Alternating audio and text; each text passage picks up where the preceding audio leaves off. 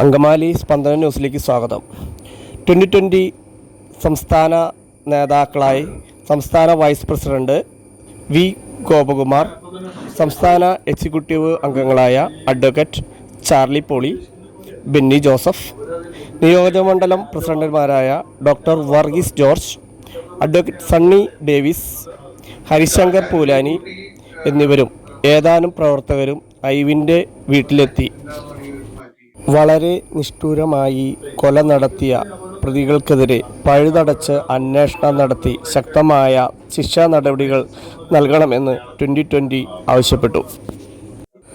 കൊച്ചി വിമാനത്താവളത്തിലെ സുരക്ഷാ ചുമതലയുള്ള CISF ഉദ്യോഗസ്ഥൻ കാറിടിച്ച് കൊലപ്പെടുത്തിയ ഐവിൻ ജിജോയ്ക്ക് എതിരെ അപവാദ പ്രചാരണവുമായി രംഗത്തിറങ്ങിയിരിക്കുന്നത് അത്യന്തം ഹീനമാണെന്ന് ഐവിൻ്റെ പിതാവ് ജിജോ ജെയിംസ് പറഞ്ഞു. ഐവിൻ അറിയപ്പെടുന്ന ഗുണ്ടയാണെന്നും 5 പേർ ചേർന്ന് ഉദ്യോഗസ്ഥരെ തടഞ്ഞ് പ്രശ്നം സൃഷ്ടിച്ച സാഹചര്യത്തിലാണ് ഗത്യന്തരമില്ലാത്തതെയാണ് CSSFനെ ഉദ്യോഗസ്ഥർ കൃത്യം ചെയ്തതെന്നാണ് അവർ പ്രചരിപ്പിക്കുന്നത്. ഒരു പെറ്റി കേസ് പോലും ഐവിൻ്റെ പേരിൽ നിലവിലില്ല.